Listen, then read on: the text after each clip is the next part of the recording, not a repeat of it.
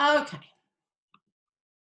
So this is very familiar to you now. We're gradually making our way through. Here we are on week 3, and we're gradually working through all these 7 different areas.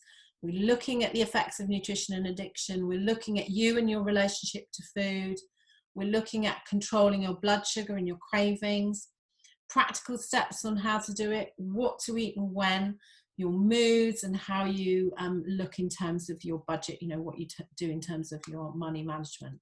Today's presentation and class is within the daily diet formula, and we're looking at 2 particular things. We're looking at disease, dis-ease.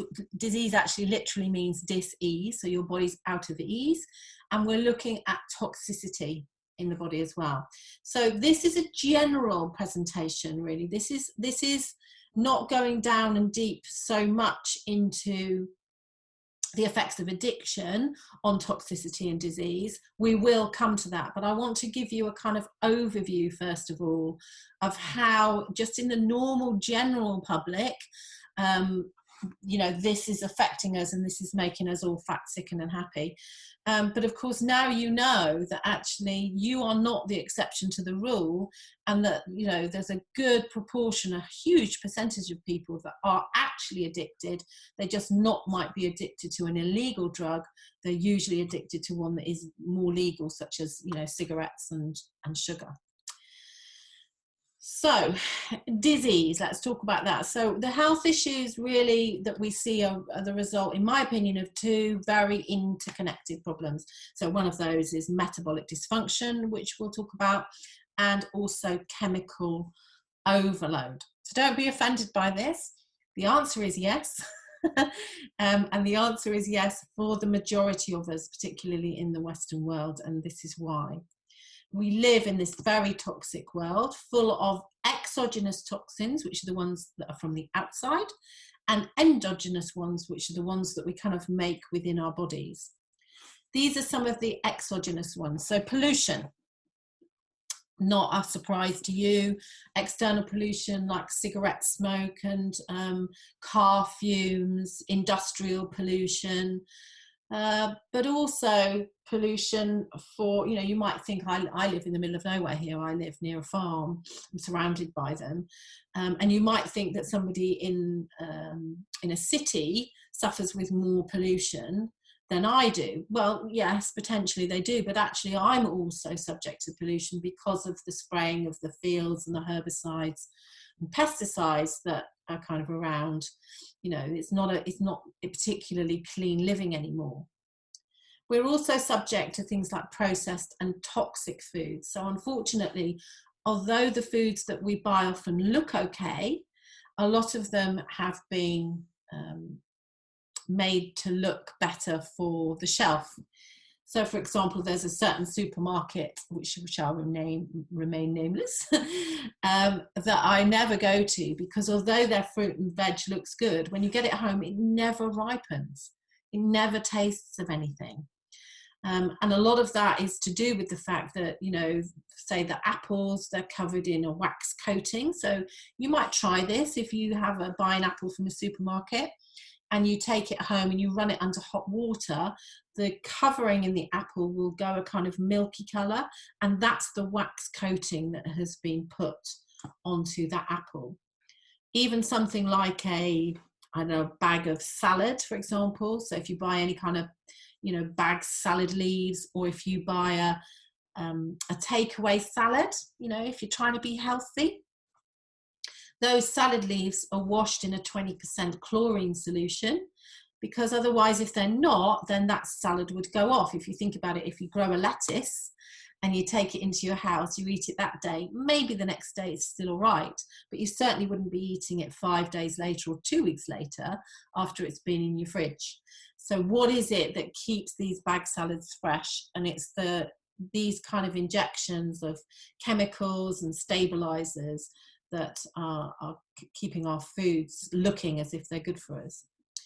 So these things are called persistent organic pollutants. And so these are the things that you might be very familiar with, which is why there's a big surge to eating organic type foods. And really, you know, what my parents or grandparents would call food, we now call organic food, because so much of our food is sprayed with these things like herbicides and pesticides. And, you know, the shelves are full of products that are full of preservatives and enzymes and E numbers and all those sorts of things.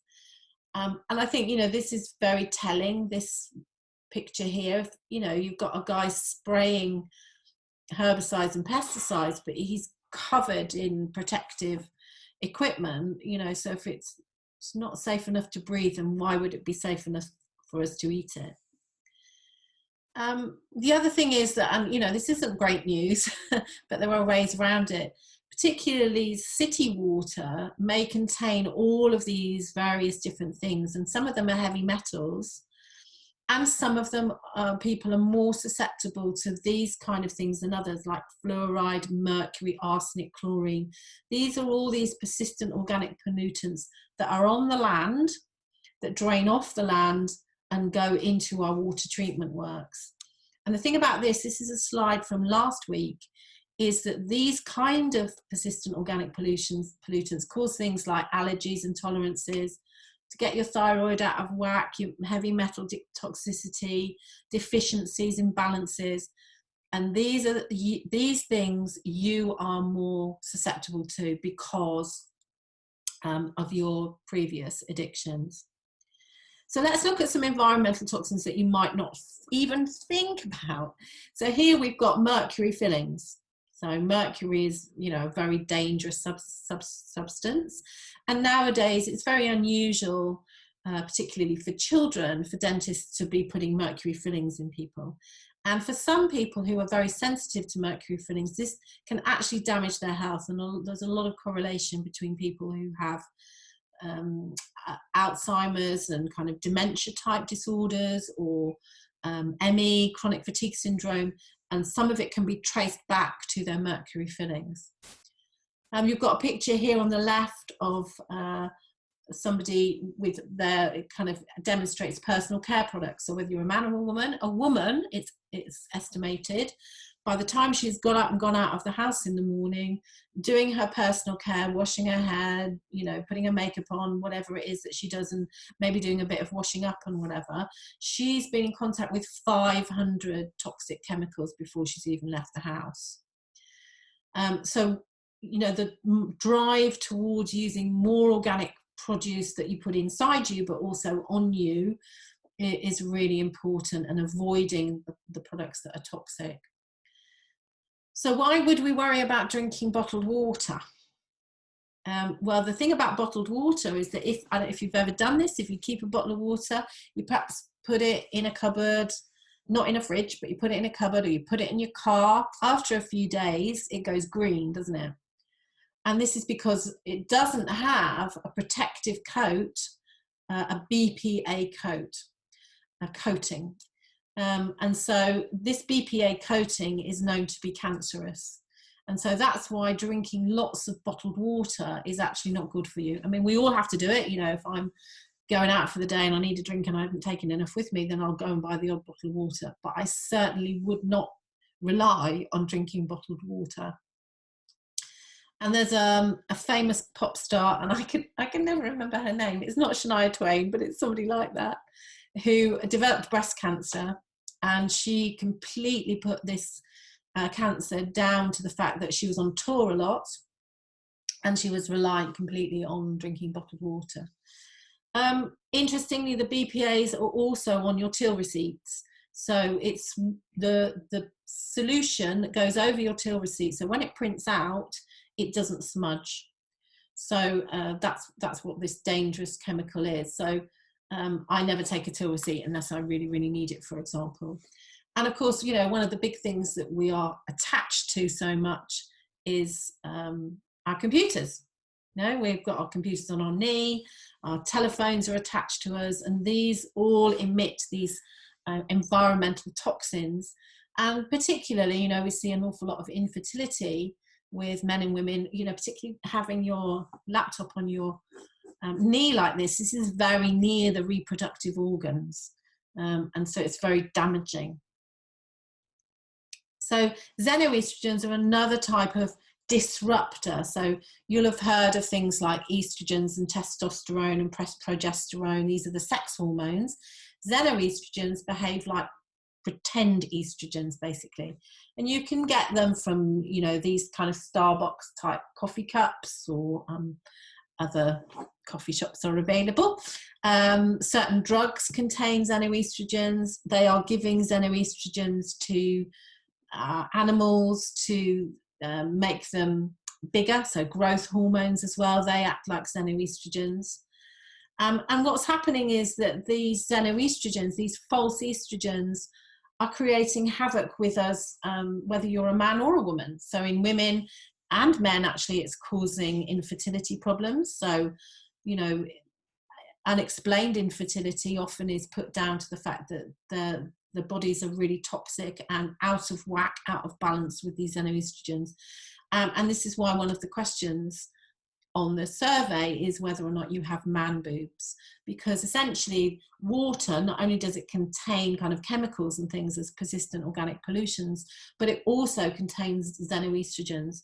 So anybody that takes any kind of drug therapy, whether it's legal or not, we pee out 25% of that. So all drugs are designed so that there's an extra 25% in them, if you like, because we know that we will excrete 25% of them. So that means that, you know, if a woman is on hormone replacement therapy or on contraceptive pill, and particularly the contraceptive pill, she will be peeing out 25% of that. That goes into our water supply. And this is what is upsetting the fine balance of women and men, but particularly men in terms of boobs. So those are some of the examples of the exogenous toxins. And let's think about the endogenous ones. So exogenous are from the outside, endogenous are the toxins that we create ourselves. And these are basically the steroid hormones that we produce when we are under stress. So those are things like cortisol and adrenaline. So we're designed to have very short bursts of adrenaline and cortisol. It's the things that keep us safe. It keeps us from walking in front of a big lorry, you know, oh God, you know, I've got this reaction.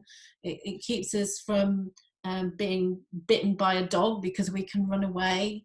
It's all of those things. It's the thing that, you know, if you're driving a car and you nearly have an accident, it's the thing that wakes you up. So steroid hormones are really, really important. But unfortunately, in the 21st century, we're being exposed to these steroid hormones for long periods of time. And that stress could come from emotional stress, or whatever it is that you're going through at the moment. It could come from relationships, maybe something that's happening in the workplace, from physical stresses. So for example, it's really good to exercise, but actually every time you exercise, particularly if you do a lot of aerobic exercise or weights, unfortunately it's creating stress hormones, free radical damage in the body, which is why it's really important that you choose exercise that's really good for you, your sex and your age. Being ill causes stress hormones. So there are good and bad steroid hormones, but on the whole, what we want to be able to do is to minimize the stress hormones and improve the good feeling hormones. And one of the next sessions that we're going to do is looking at those feel-good hormones like serotonin, melatonin, all of those wonderful receptors that are the things that are often suppressed in anybody with an addiction or in recovery. So because we can't really not talk about this, because diabetes is very often, particularly type 2 diabetes, is very often a secondary thing that happens for people with addiction recovery, and particularly if that addiction obviously is sugar, whether it's the primary addiction or the one that happens after, you know, you've got rid of the primary one and you've swapped it for the sugar one. There is a massive relationship between toxicity, these persistent organic pollutions, and the prevalence of type 2 diabetes. There's a strong correlation between that. So these are just two studies that show the diabetes risk because these persistent organic pollutants increase the insulin resistance, which is, you know, what's happening with people with type 2, which we've already discussed. And actually, for the people that are struggling with their weight, not only that, but these POPs are known as obesogens. So this is a fancy word. So these are things that are directly affecting the endocrine system. And of course, your insulin, your pancreas is part of that. So they're upsetting the balance. And this is what's these things like POPs are making us into a population that is much bigger. And of course, you know, whatever happens in America happens over here. I remember years ago, I went to America with the family. It was the first time I'd ever been, and we stayed in an apartment. It wasn't an apartment, it was a house in Florida. And I just couldn't get over the size of the rooms and the size of the beds in the rooms and the size of the fridge and the size of the washing machine. Everything is so much bigger. But of course, so are the people. And unfortunately, usually what happens over there happens here, because we're kind of, you know, a few years behind. So this is why we have this problem with obesity. And other obesogens are the BPA. So that's the stuff that's in the water bottle. It's the stuff that's on the till receipt. MSG, you might have heard of. This is an obesogen, which is the magic ingredient they put in a Chinese takeaway that makes you really thirsty and hungry again about, you know, an hour and a half later. Phthalates are now completely, it's illegal to make a soft furnishing, like, you know, like a sofa or something, or a mattress without flame retardants in them. And phthalates are well-known obesogens. And of course, synthetic hormones as well, which are being pushed into our foods, unless you're eating organic. So one of the big problems about this is that it causes gut microbiome imbalance. So you have this invisible organ, and it's massive. It's the size basically of 25 tennis courts. And it's about all the bugs and fungi and bacteria that is in you and on you. And it's what drives our health, not only our physical health, but our emotional and our mental health as well. And this has a massive amount to do with the gut-brain axis. So your brain actually, your gut, sorry, is your second brain. So if your gut is out of whack, if you have a microbiome imbalance, this will affect the way that you think, feel, and ultimately the way that you take action. So this, of course, is a very important thing to understand, which we will go more into, in how you can control your cravings, how you can control your urges, and also how you can do that easier recovery from addiction. Some of the other things that upset the microbiome imbalance is things that you might think, well, it's better for me not to eat sugar, for example, and I could have saccharin and aspartame. But these are known toxins. You know, aspartame particularly is a really dangerous toxin. And every time we have certain drugs, so antibiotics, for example, proton pump inhibitors, so those are the things that you might be taking if you've got digestive issues, actually cause an imbalance. So this is like a cycle. You know, you've got gut issues and digestive issues because your gut is out of balance. So then they give you more drugs that makes your gut out of balance. So your gut becomes more out of balance, and this is a vicious circle. And what happens is with all of these toxins is it creates a situation called leaky gut. So if you can imagine for me that you've got a wall in your bathroom, a tiled wall, and in between the tiles are the grouting. So when you first do that, you know, see that wall, you do the grouting, it's all fresh, which means that you can spray water and none of the water gets in behind the tiles because the grouting's all, you know, there's no cracks in it. But as we age, or as the wall ages, the grouting tends to fail. And that means that the water or the soap or whatever it is can now creep through those cracks, through the grouting and in behind. And this is what happens to you if your microbiome isn't healthy and your gut isn't healthy, is that when you eat a certain food, for example, and it's not able to be, it's full of toxins, for example, or maybe it's not being digested very well because your acid levels are very low or your digestive levels are very low, and that has potentially been a knock-on effect of your addiction. What happens is that big particles of this food, whatever it might be, and let's talk about something like wheat, for example, because a lot of people are, you know, becoming sensitive to wheat and gluten. So what happens is this protein that is in gluten gets through this cracked grouting into the bloodstream. The body, which is an amazing thing, recognizes it as foreign, and it sends out all these little white blood cells to try and fix the problem. In the same way it does if you've got a cut on your hand, it goes red and it sends out all these white blood cells because it's inflamed. That's what inflammation is. It's saying, you know, it's inflamed because it's been trying to be fixed. So all these white blood cells go to that part to try and fix it.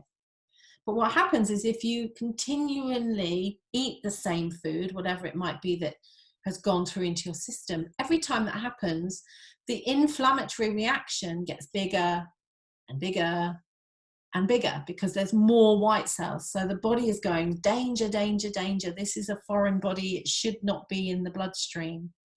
And that's when a slight intolerance to a food can turn into a major intolerance or even an allergy. And that's why you get some people who develop something called a celiac disease, which is a complete intolerance of gluten. And they may well be in their 40s or 50s or 60s. This hasn't happened overnight. This is something that has happened over time. So identifying things that you might be slightly intolerant to is a really important part of the process to be able to rest the gut, to restore the gut balance so that you're not in this inflammatory type situation, because a body, when it's in this situation, is much more prone to any illness and disease. So this is one of the guys that I've worked with a lot. He's a guy called Stephen Horn. He's an American guy. He's past president of the American Herbalist Association. And this is one of my favorite quotes from him. We have internal mechanisms designed to break down toxins. However, when the cocktail of chemicals overwhelm the body's detoxification mechanisms, the body is in a critical situation. So it's not about just having the obesogens or just being exposed to water that isn't filtered. So having a water filter is a really good idea, and taking a metal bottle out with you when you go out for a walk is better than buying it, for example. It's not about just one thing. It's about, in the same way that we looked at food and how we combine things, is what can we think about that we can reduce in this area? How can I choose better food? How can I choose better personal care products? How can I reduce my exposure to environmental toxins? It's about that sort of clean living, because if you don't do it, what happens is that it results in toxicity and this metabolic dysfunction, which is really the root of illness and disease. So let's just talk about, I'm going to dive in a little bit more about diet and what you eat. So we've done a little bit of this already. We know that a poor diet and lifestyle is responsible for some of the most common critical illnesses. You know, we know that supermarkets are really, really clever in that they put all the foods that they want us to eat, which are the least nutritious and the most expensive, at eye level. You know, it's all done, you know, we're all basically being manipulated here. And the trouble is that all of those foods that are at this level are the ones that contain the most things like additives and bad fats and lack nutrition. So I've kind of made an analogy to this already. You know, if you drive a car, if you've ever been in a car, then you'll know that your dashboard of your car is kind of the things that you're most obsessed with. Because if there's a flashing light on your car, you tend to do something about it. So your car needs just some basic things: fuel, water, oil. It needs servicing regularly. It needs MOT. You know, there's some basic things. It needs air in its tires. You know, it needs all sorts of things. And in the same way, your body needs protein, things like phytonutrients, water, air, exercise. You can read all of those things. And it needs it on a regular basis. So in the same way that you can't decide one day not to put fuel in your car because it's inconvenient, or you're just not having you don't feel like it. It's a bit like, you're not deciding not to have breakfast, or, not to have water, just to drink tea or caffeine all day. It's really not an option. Your body needs these things. And in the case of water, for example, your body's made up of something like 70% water. So a lot of health problems alone are caused by dehydration. So dehydration, for example, if you are thirsty, you are already dehydrated. That's the end of the scale, if you like. By the time you get to thirstiness, your body's already in a kind of dangerous situation. So the idea is that we really never want to get into a situation where we're thirsty. And water is in every part of us. So, for example, I teach Pilates, and I get people coming to me who have back pain. And one of the most important questions I ask them is, how much water do you drink in a day? So what I mean by water is water that you would drink out of your water filter. You know that now. Water that you would have in herbal teas, but not water that you would have in your caffeine drinks like tea or coffee, for example. And the majority of them are not drinking anywhere near enough. And that means that, particularly if they've got back pain, if you've got all the spine, the bones of the spine up the backbone, they are in between each of these bones that do this, there's this little intervertebral disc. It's a little disc like this. And it should be nice and plumped up. And guess what it's plumped up by? Water. So if you are dehydrated, very often those intravertebral discs that sit in between the bones and stop them grinding and stop them giving you pain, if they're not plumped up, then actually this is where a lot of the pain is coming from. So if I can get people to drink more water, just from a joint perspective, it means that they will feel better. So let's have a look at some of the kind of ideas of what portion size is, because I think, that's what I see a lot, and what I struggled with years ago was, so how much should I eat of these things? What is it that I should be having? So for example, you need, on average, 30 grams of protein a day, and that's 3 times a day. So a snack of protein, so that looks like nuts and seeds. Non-starchy veg, so these are the things that aren't the potatoes, basically. And in the wintertime, there's some benefits to eating things like turnips and swedes and things, but you have to be a little bit careful about having too much of those. Starchy veg, which is the things that I'm talking about, but not potatoes, and fruit. So 2 portions of fruit. So this is a day. This is for you in a day. But the easiest way of thinking about this, if you're not going to measure it, is palm sizes. So for example, the size of your palm is really the size of your protein. So that means that if you're a guy, your palm's going to be bigger than mine, unless you're really weird. And so this is your protein size here. Obviously for us ladies, it means that it's relative to our palm sizes. Then if you take the basis that half of your plate should be the non-starchy veg, and then on the other side of it, we've got really healthy fats, and the fiber kind of goes in with the non-starchy veg. So it's really about thinking, am I not only eating the right combinations of food, but actually, am I having enough protein, or am I having too much protein? And our protein requirements vary depending on what age we are. So for example, young people need more protein because they're building muscle and bone, and they're building, they've got the basis of the rest of their life. And very often young people, it's the one thing that they don't eat enough of. You get teenagers, for example, that live off pasta and tomato sauces and things like that, and chips, and it's not only about the type of food, it's the fact that there's a lack of protein in there, and we need protein to build Every cell in our body needs protein, and particularly when we're looking at the development through puberty, then protein is really, really important.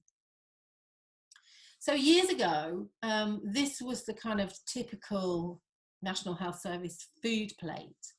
And what you'll notice here is that although those green things, you know, the green section is quite big, it's still not 50% of the plate. We've got proteins in the pink, variety of proteins. So you've got animal proteins in there like chicken and salmon. You've also got things like tuna, chickpeas, lentils, eggs, fish. So that's great. The amount of dairy in there, I would question, because I think that's a high proportion of dairy. But what's the most interesting about this is look at the yellow portion. And this is actually, it used to be a kind of dietitian type food plate that they would give even to, you know, to people who were diabetic. And as you can see, it's quite a very, very high proportion of carbohydrate foods. And they're not even shown as wholemeal foods, a lot of them. You know, we have some straightforward potatoes and pasta, and I think there's a sneaky bit of brown bread maybe in there, and when there is some porridge, but actually the majority of it. So this to me is really out of whack, and I think the received thinking is now from a nutritionist point of view is that this is really old-fashioned and not very well thought out. And also the things that they're showing in terms of fats, which is the purple, they're showing things like a straightforward, it looks to me like a sunflower type oil, and also like a margarine. We do need to think about and talk about margarines and oils, because some of them have very good essential fats in them and others don't. So for example, a sunflower, we will talk about essential fats. Sunflower is quite high in omega-6, which is actually inflammatory. So if you know that if you've got leaky gut, or if you're in a compromised situation and you know that inflammation isn't good for you, then having too many things that cause that inflammation to rise is not good. And something like a sunflower oil is not good. So the better choices are olive oils. Coconut oil is fantastic to cook in because it heats up to a really high level. And also butter is much better for you than margarine. Margarine isn't actually a food. It's just a sort of a plastic kind of thing put together that's coloured yellow to look like butter. And there have been experiments done. If you put a tub of margarine outside, or a dob of margarine outside and a dob of butter, rats and mice will eat the butter, but they will leave the margarine because they don't recognise it as food. So instead of that kind of food plate, this is my lifestyle food pyramid. And this actually gives you, I think, a much better way of looking at the proportions of food. So if you look here, you're going to get this as a PDF, by the way. You're going to get this to look at. The blue around the outside represents water. So water, herbal and fruit tea. So 8 to 10 cups of that a day. 5 to 10 portions of vegetables are the bottom of that pyramid. So this is where the 50% comes from of your food. Eating whole grains, fruits, and you now know that there are fruits that are better for you than others. So citrus fruits and red fruits like raspberries and strawberries are much better than things like dried fruits or bananas or mango, which are really high in sugar. The herbs and spices, you can have as many of those as you like. Healthy oils and fats, we will talk about that, comes next in the pyramid. Eating enough protein and fibre, making sure that you're eating 3 to 6 portions of that today. You now know what a portion looks like. Supplementation on top of that, we're going to talk about supplements in a minute. And then making sure that you've got your treats in there as well, because, you know, this is really important, that this is about lifestyle, and we don't want to be wandering around thinking, I'm never going to be able to eat some of the things that I really like again. So treats is a very important part of that pyramid. So I'm going to load this pyramid into this site. And this is an example of 2 of the pages. So it's really very detailed. It gives you some really good ideas for what servings looks like, the size of serving, what the healthy choices are of that particular type of food, and the reasons for you having them. So each one of those sections has a page or 2 pages that really goes further into that. And for example, on the left-hand side, we're talking about healthy fats and oils. And there's a section specifically on inflammatory bowel disease, something like irritable bowel symptoms and symptoms of that for you to read. Top tips are in there as well. So this is a really valuable document that you're going to be able to have and keep. So we already know that we need to keep away from all of these processed foods. These are all on your examples of your Harvard GI/GL, which are high on the GI and the GL schedule. Things like sausages, for example, although they're meat and protein, they will have a lot of grains in them and also the type of fats that we don't want. So any foods that are processed, and sausages are processed, for example, will not be as good for you. So the way we eat nowadays, we've talked about this, is very different to our ancestors. We now know that, you know, we tend to start the day with the wrong type of nutrition, but we also know now that we can add things and modify things so that the way that we start the day contains those essential nutrients, micro and macronutrients that we want. So it's not only about what we eat though, it's also about how we cook it. So overcooking destroys nutrition. Particularly sustained heat over 48 degrees or 180 degrees Fahrenheit destroys many enzymes. So thinking about steaming your food, thinking about you know, broiling rather than frying. So frying's, you know, a big no-no really. Grilling food is really good, quickly doing things like that. And then what we really need to look at is really why we are depleted. So even with the best will in the world, and you know, my colleagues as nutritional therapists will agree with me that we can only eat what we are being provided with. And nowadays, unfortunately, the majority of food that we're eating that is local or that is being brought in from abroad is deficient, particularly in minerals. Now, we can live without vitamins, but we cannot live without minerals. And so the mineral content of our soil is very important in whether or not we are getting minerals into our body. So for example, as I said, I live here in the middle of the countryside. I'm surrounded by fields.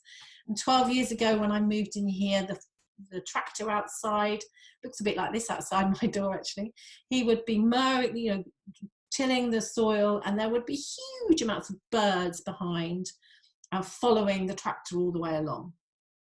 And what they were doing was that they were going behind the tractor and they were pecking for the microbes that were in the soil. Nowadays, I don't see any birds, and I haven't seen them for years, behind the tractors. And that's because there are no microbes in the soil left, because there's over-rotation of crops. They don't even, you know, take out one crop and then till it and then put another one in. There's straight one out, one in here. And the thing about this is if there are no microbes in the soil, it's the microbes that get the nutrients, the minerals into our food. So no microbes, no minerals. And this is one really most important things is that over the last 100 years, 72% of our minerals have been lost. Add on to that, you know, pesticides that are designed to kill the things that we don't want around, like the bugs and the rats and things. Unfortunately, they're killing the microbes too. So what we need to be looking for, if possible, and we have now even some of our local supermarkets that are accessing organic food. It's better, it's much better, because organic farmers are not necessarily people that are growing crops. They're horticulturalists. They know how to look after their soil. And that's what you're buying when you buy organic food, is you're buying all that expertise that means that the nutrients are in the soil, the microbes are in the soil, and the microbes are making the soils, the food fuller of, richer of minerals. The other thing that's happening with our food is that it's being harvested too early. So, you know, we know that when we go to the supermarket, we can buy green bananas. I don't like white bananas. I buy the ones that are green. But unfortunately, the whole thing about nutrients is that we need the banana to ripen on the tree in order to get the nutrient content. So although we might prefer a greener banana, the nutrient content is simply not there. And of course, this affects the taste. And what we do know is that we're eating out of season nowadays. So, you know, it used to be that you could only get strawberries in Wimbledon season in June. And when you do eat a strawberry in June, it tastes really sweet. And that's because it's the vitamin C in that strawberry that gives it that sweet flavour. And that's why if you buy a strawberry in January from wherever it's come from, it really tastes of nothing. And that's because it doesn't contain the vitamin C. So there are some really big lessons here. And, you know, when we look at how our ancestors eat, it was not only how they ate and what they ate on a daily basis, it was what they ate cyclically, so eating in season as well. Cold storage has a big part to play in the nutrition value of our food. So every time, you know, every week goes past that an apple is stored in cold storage, and they can be stored for 6 months, a year. By the time you get them on your supermarket shelf, the nutrition is lost every day. We also know that if we take any type of drug, so for example, aspirin makes us pee out vitamin C 3 times more than we would ordinarily do. Even things like an ordinary paracetamol affects glutathione, and that's really, really important for anybody particularly who has or is a recovering addict. We know that antidepressants bizarrely deplete B vitamins. B vitamins are the very thing that you need if you are depressed. So this is a complete, you know, a complete anomaly is the word. And we also know that statins, which are so commonly dished out to people now, you know, over 45 it seems, to lower cholesterol, and beta blockers for that matter, actually destroy CoQ10, which is a vital vitamin or mineral, a substance, amino acid that we need for good heart health. And so we've already talked about antibiotics destroy the friendly bacteria in our gut. So they're the ones that destroy our gut microbiome. So you'll see a lot of children, particularly that are asthmatic when they were young, or maybe they've had repeated ear infections. And very often those children are overweight. And that's because they've been subject not only to constant amounts of antibiotic therapy, but often very steroid therapy as well. The microbiome goes out of whack, and that makes it very difficult for them to be able to absorb the nutrients in their food, and the way that they metabolize, it leads to that metabolic dysfunction, which leads to insulin resistance and obesity. So it's very common for asthmatic children to have a weight problem. We've already discussed pollution. Free radical damage is the damage that we get that basically causes inflammation, but more importantly, cancer. And that's the pollution picture here. But also, you know, although I love a good barbecue, actually repeatedly eating barbecues and barbecues that are burning food, this acts as a free radical accelerator. So although it's good to cook your food quickly, there is a fine line between burning food on a barbecue, which is not so good for you. Obviously sunbeds, you know, anything like that, that's a free radical accelerator, which is why sunbaths are now banned from younger people to use, because they are cancer forming. Sitting in the sun, you know, we do know that not sitting out with sun cream is cancer forming, and if you've ever been to somewhere like Australia, you know, there are people wandering around putting sun cream on you. So antioxidants are super important, and that's why it's so important that you eat your fruit and vegetables, because it contains antioxidants. But here's the thing, we already talked about the fact that the majority of us tend to stick to the same foods. You know, we have our things that we like, the things that we regularly buy, the things that we know that are going to make us feel good, or whatever it might be. But unfortunately, what that means is that the range of foods that we're eating nowadays are much smaller than they used to be. And those free radicals that are in our bodies all the time, that are aging us, because that's what they do, each of them responds to a different antioxidant. So if you're not having a whole range of antioxidants, it means that potentially you're not addressing the free radical damage that's going on in your body all the time. So what we know is that the modern day diet affects it, the way that we, as we've already said, excessive exercise, puts the body under greater stress. So you know, the muscles experiencing 100 to 200 times above normal the amount of oxygen use, which is causing this free radical damage. So, you know, it's not necessarily healthy, or the exercise that we do. So free radicals have a big part to play in all sorts of diseases, and particularly in particularly cancer. The amount of antioxidants in your body is directly proportionate to how long you will live, basically. So it's all about aging. So it looks like this. So it's about oxidization. So free radical damage, antioxidants means that it's counteracting the effects of oxidization. So it's like the rust that you get on this nail here. So if you open an apple and you leave it out, it looks like the one on the left. It's it oxidizes, it goes brown. But if you spread that apple with some lemon juice, then that is an antioxidant, and it stops the apple going brown. And that's the simplest way of thinking about it. We all have oxidization because it's in the air. It's what air does to us. It's what oxygen does to us. The way to counteract it is to put an antioxidant on it. And those are the antioxidants that we get from our fruit and vegetables. Now, they're particularly dangerous, these free radicals, because you don't know what's going on until it's almost too late. So it's that thing where somebody looks well. You know, I've certainly known lots of people in my own circle where, you know, somebody you see looking perfectly healthy and well, and 6 weeks later they've succumbed and they've died from a cancer. And it's because the slow build-up of free radical damage is so gradual that then there's this tipping point. It's like, you know, pushing down this row of dominoes. All of a sudden it's too much for the body to deal with, and tip, tip, tip, tip, tip, tip, tip, tip, tip. And this is this really quick decline into this really quite serious disease. So what we need is these free radicals. These are the things that these antioxidants rather are eating up these free radicals. Sorry, that shows my age, doesn't it? So what we're doing here, the principle of all of this, is we're trying to create the body into this state of wellness. So we're trying to optimize health, minimize disease, so that we can create elite health.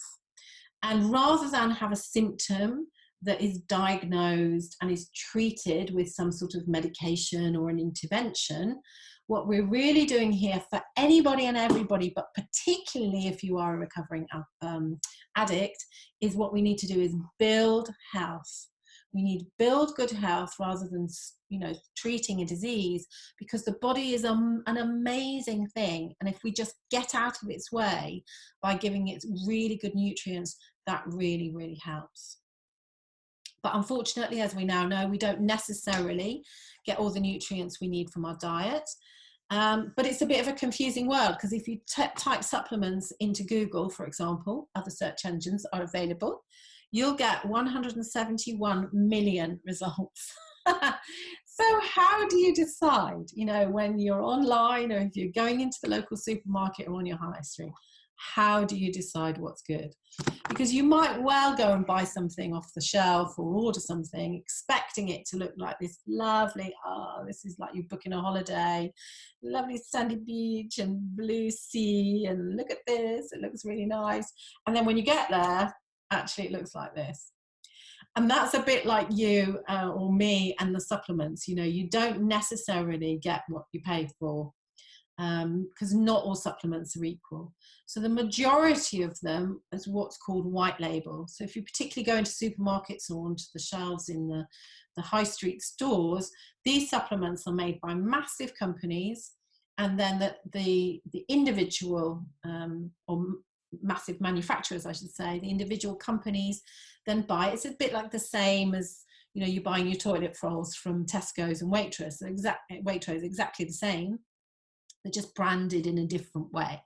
And this is the majority of supplements that we've got access to, is they're exactly the same, but they're just branded differently. And unfortunately, the majority of them are not tested. Supplements do not come under the strict rules that pharmaceutical drugs do. They are not, it's a bit like, somebody said to me, it's a bit like the Wild West without a sheriff. You know, nobody's in charge, nobody's working out what's going on. And so some of them don't even have the right plant part in them. You know, if they're examined, they're adulterated with all sorts of toxins. They might have synthetics in them, so they might not be from food. And so they're not natural, they've got additives, they might have contaminations in them. So if you've got a supplement that is of a root or something, it might have the, you know, be pulled out, and it might have the dirt and the stones that they'll grind up as well when they accessed it. And a lot of them have heavy metals in them as well. So it's really important that you get really good quality nutrients in you. And certainly the ones that I use a company that were the first people to manufacture supplements in the world. They were the first people to encapsulate herbs, and they've been going for 47 years, something like that. They set the standard for manufacture for the FDA in America. People actually go and send other companies there to train, to watch them how they make their and manufacture their supplements. And I've actually been to the plant and seen the stringent rules that they work under, and the big cooled warehouses where they're keeping the basic ingredients, the food that they make the supplements out of. So the most important thing is that supplementation is, for some people, is seen as something extra and something that is a bit of a treat. But actually, I hope you now understand that supplementation for everybody, but particularly if you are in one of the vulnerable categories, which you will be as a recovering addict, it means that, you know, supplementation is so critical, because the likelihood for you to relapse or to recover successfully is much higher if you supplement your diet. I love this quote, Mahatma Gandhi: "It is health that is real wealth, and not pieces of gold and silver." So the next time we come back, we are going to look at these two particular things, or whether it's next time or the next time, we're going to look at how we can eliminate some of these toxins. But the really important piece that we're going to look at in terms of supplementation is individualization. So not just a general blanket of supplements, but actually targeted individual supplementation. What is it that you need specifically, whether you're recovering from an alcohol addiction, a nicotine addiction, or a cocaine addiction, or whatever it might be.